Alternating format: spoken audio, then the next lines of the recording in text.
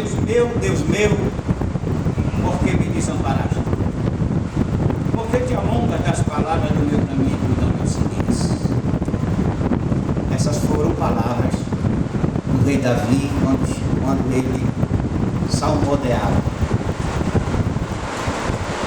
Nós veremos isso no decorrer do nosso estudo. A igreja que estava aqui à tarde já nos ouviu falar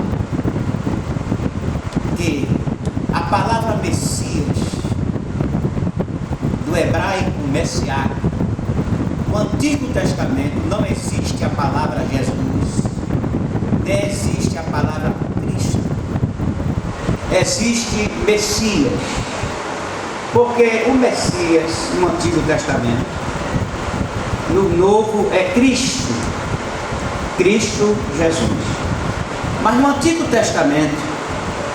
Testamento, os profetas profetizavam a respeito de um Ele que viria para reinar sobre a face da terra e vencer o inimigo de nossas almas.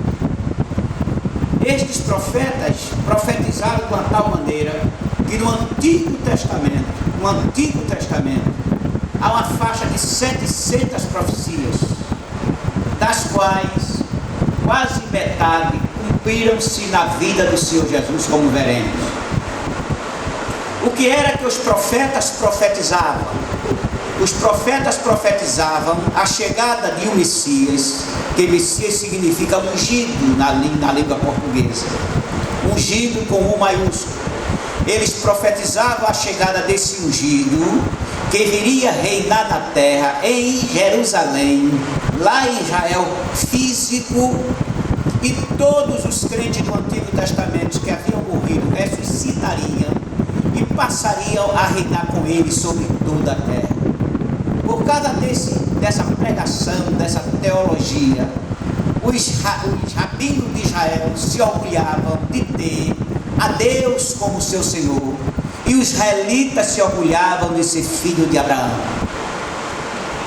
Quando Jesus chega, ou o Messias nasce, eles não conheceram a Jesus, porque esperavam o Messias glorioso de acordo com o ensino dos rabinos. Os rabinos eram os professores de teologia do Antigo Testamento.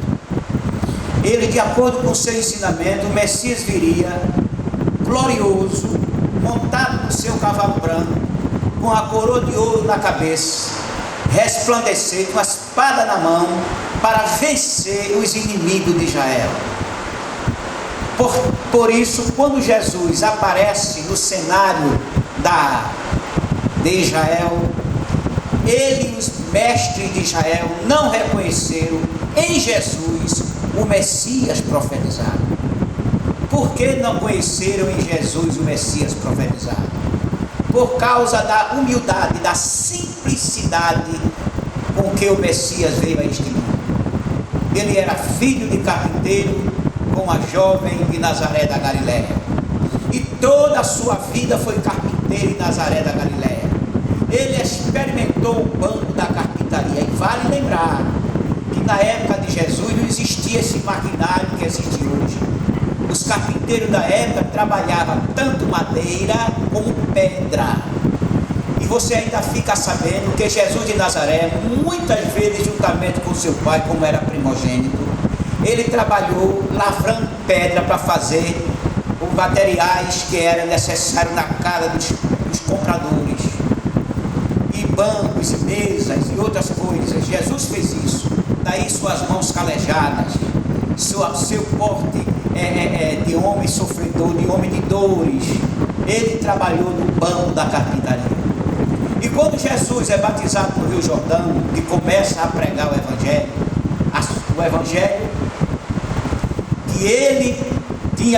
que os profetas tinham ministrado no Antigo Testamento, ele começou a relembrar isso e a dizer que, olha, ouviste o que foi dito aos antigos, mas agora eu porém vos digo.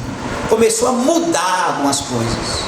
Os rabinos de Israel não gostaram disso, e ao olharem para Jesus, não viram o que eles esperavam, negligenciaram e não aceitaram a Jesus como Messias de Israel. Para onde eles deveriam olhar? Era para a roupa de Cristo? Era para o seu porte, para a sua humildade, para seu cabelo, para os seus pés? Ou eles deveriam olhar para a obra do Cristo? Porque o capítulo 35 de Isaías, versículo 1 a 4, fala que quando a excelência do Carmelo chegasse, a excelência do Carmelo é aquela voz mansa e suave que falou para Elias. Quando a excelência do Carmelo chegasse, cegos iriam ver, mudos iriam falar, coxos iam saltar de prazer, presos seriam soltos. Então, eles não olharam para isso, olharam para a aparência física de Jesus. Portanto, não reconheceram o seu Messias. E, inchados de seu orgulho, perderam a oportunidade de Jesus reinar sobre ele. Vimos à tarde que Jesus de Nazaré insistiu e persistiu em pregar para os judeus. Vocês sabiam que Jesus nunca saiu de dentro de Canaã para pregar em outro lugar? Nunca saiu. Mas ele foi para os lados de Tiro e Sidom, ou para dentro das fronteiras de Canaã. Porque Jesus não veio para gentios. Ele veio para as ovelhas perdidas da casa de Israel. Sua insistência era essa. Mas caso as ovelhas perdidas da casa de Israel o rejeitasse, os gentios o aceitariam, como aconteceu. Por isso a igreja, composta hoje da sua maioria de gentios e alguns judeus, comprada e lavada pelo sangue de Jesus, bota suas mãos para os céus e agradece a salvação conquistada na cruz pelo Senhor. Então as profecias deveriam ser a marca que eles deveriam ver no Messias. Para isso nós vamos dar continuidade ao nosso assunto, para vermos alguns pontos. Ao lermos a Bíblia, ao lermos na Bíblia as profecias escritas e cumpridas, nos motiva a ter certeza de que as demais profecias haverão de ter seu cumprimento. Mas é claro, se as profecias bíblicas se cumpriram, as demais que foram preditas se cumprirão. Por que nós cremos no arrebatamento da igreja? Porque há profecias sobre o arrebatamento da igreja, ditas por Jesus, ditas pelo apóstolo Paulo, que a igreja será arrebatada, ela vai até as nuvens encontrar com Jesus. Assim, se aconteceu e for cumprida profecias, as que foram profetizadas, que ainda não se cumpriram, certamente terão seu cumprimento. Pois as profecias, como falamos, são pistas dadas por Deus e inseridas nas Escrituras para os que quem a examina saibam como os acontecimentos futuros se procederão. O matemático Peter Stone calculou que a probabilidade de 8 das centenas de profecias sobre o Messias se cumprirem numa só pessoa era de 1 em 100 quadrilhões. O que significa isso? O matemático crente assembleano americano, ele pegou 8 profecias e disse: se 8 profecias se cumprirem num homem, a probabilidade é de 1 em 100 quadrilhões. São estas as 8 profecias que ele detalhou, ou que ele escolheu. Profecia sobre o local do seu nascimento, a época de seu nascimento, modo de nascimento, como Jesus foi traído, como morreu, as zombarias, ser traspassado e como foi sepultado. Então, essas 8 profecias cumpridas em uma pessoa, a probabilidade é de 1 em 100 quadrilhões. Mas, como entender o que é 100 quadrilhões? Como descrever com palavras o que é 100 quadrilhões? 100 quadrilhões é muita coisa. Então, o Peter Stone, ele faz o seu cálculo e nós transliteramos para a língua portuguesa.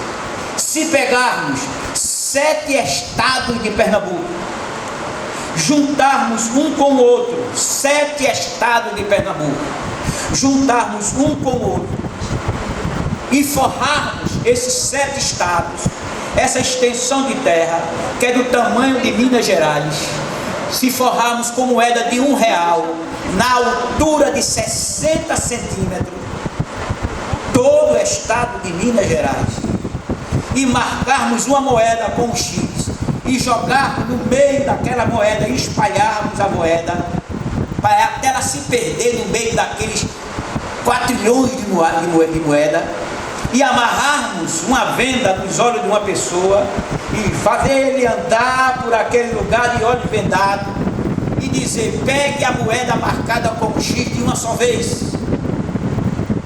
É a mesma probabilidade de 8 das 8 profecias se cumprirem numa pessoa. É praticamente impossível. Em Jesus não se cumpriu 8, se cumpriu 332 profecias.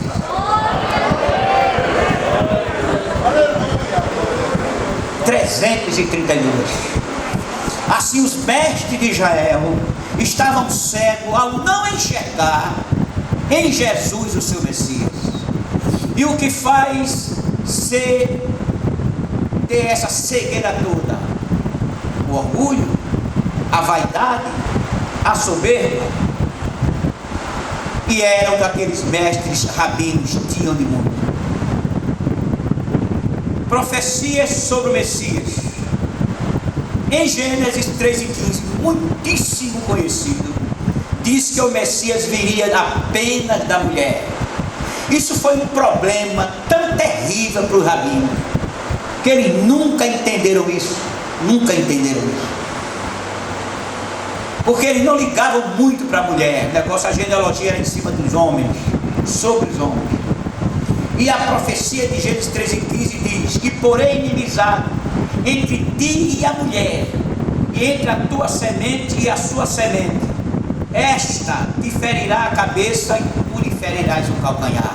Uma profecia de Jeová dos Exércitos para Satanás ou a serpente, lá no Jardim do Éden.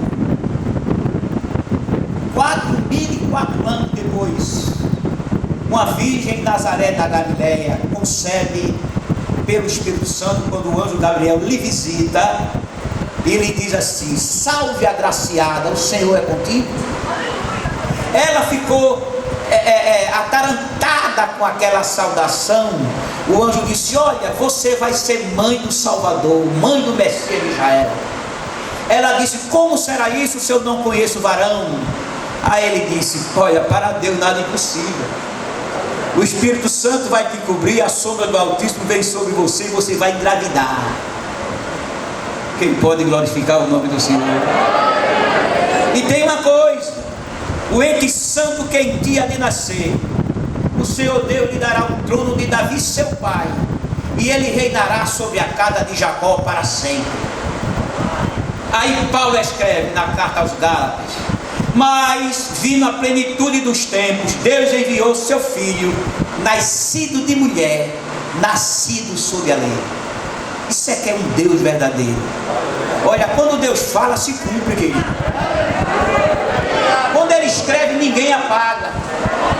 Olha, o céu se enrola, a terra pega fogo, uma seca, chove canivete, mas o que Deus diz se cumpre. O que ele falou, está falado. É da mulher que vai nascer, e foi apenas da mulher que nasceu. Às vezes nós perguntamos: como o Senhor vai se cumprir isso na minha vida? Deixa Deus trabalhar. Mas é tão difícil para mim, é difícil para você, mas para Ele nada é impossível.